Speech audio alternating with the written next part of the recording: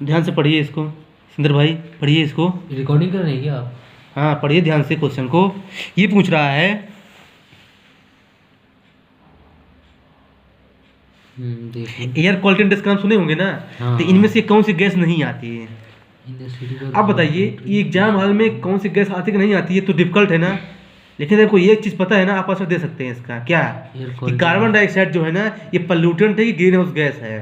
क्योंकि जो gas green house gas होगी वो पॉल्यूटेंट नहीं होगी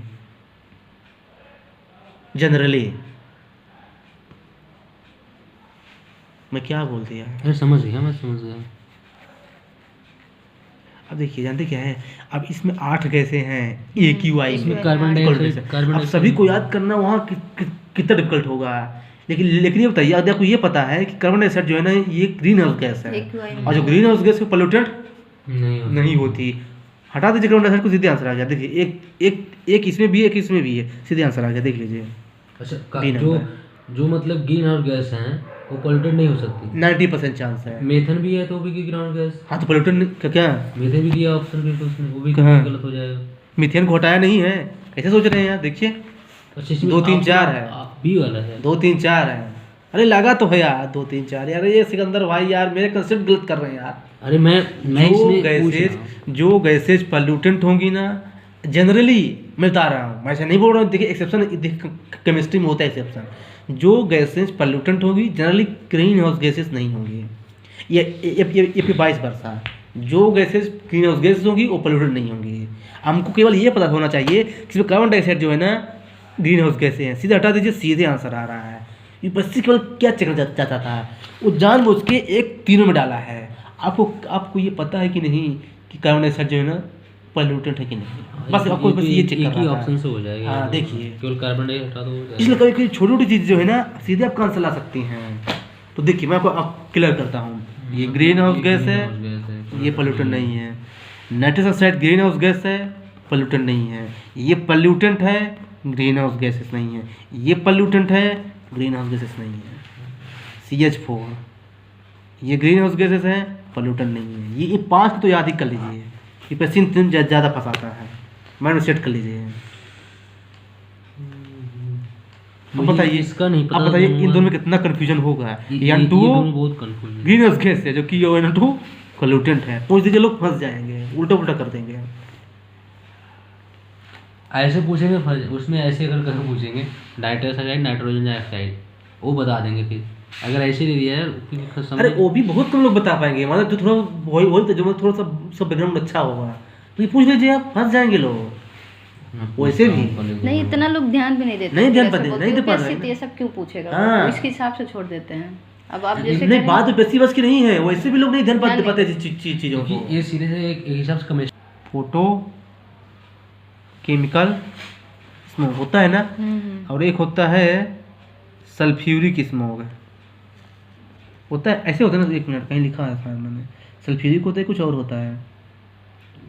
फोटो केमिकल स्मोक कहाँ लिखा था यार?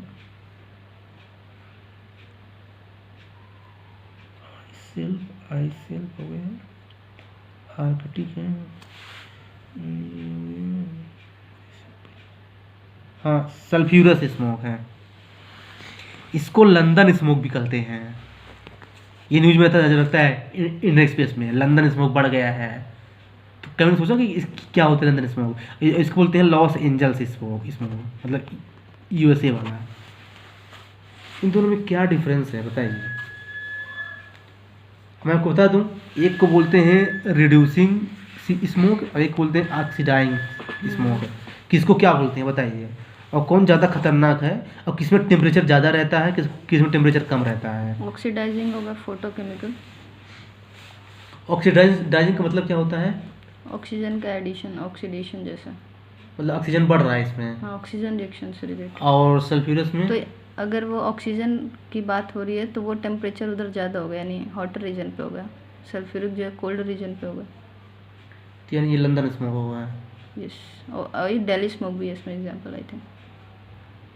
दिल्ली में तो ये भी है, फोटो केमिकल भी है। नहीं, वो है, वो ठीक है। दिल्ली स्मोक भी एक एग्जांपल इसमें है शायद।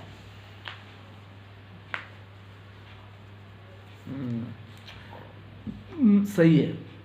देखिए क्या है ना, सल्फ्यूरस जो होता है ना, ये होता है कोल्ड एरिया में, इसलिए इसको बोलते हैं लंदन स्मॉग। और जो फोटोकेमिकल होता है ना, जनरली हॉट टेम्परेचर में होता है, इसको बोलते हैं लॉस एंजल, क्योंकि अमेरिका का थोड़ा पार्ट जो है ना, वो थोड़ा हॉट में आ जाता है, नीचे वाला पार्ट है, इसलिए उसको ऑक्सीडाइजिंग बोलते हैं, इसको रिड्यूसिंग बोलते हैं। मैं इजी कर दिया था क्योंकि मैंने लंदन लिख दिया था। अगर लंदन लिखता है ना तो आप लोग कंफ्यूज हो जाते हैं कि सल्फ्यूरस में टेम्परेचर ज़्यादा होता है कि इसमें ज़्यादा होता है, लेकिन ध्यान रखिए। वो उसमें एक और एग्जांपल है फोटोकेमिकल में, लंदन स्मोक और चाइना स्मोक। चाइना भी है किसमें? फोटोकेमिकल। हाँ फोटोकेमिकल, दो एक्जांपल एक्चुअली हाँ, इसमें भी है। तो ये जो है आता नहीं, इसलिए मुझे याद आ गया, तो मैंने जो है ना इसको बता दिया।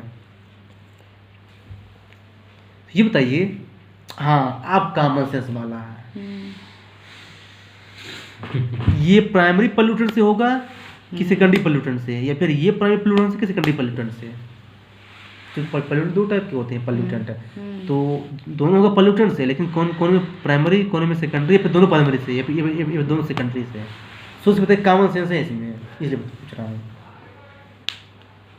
दोनों सेकेंडरी। आप बताइए।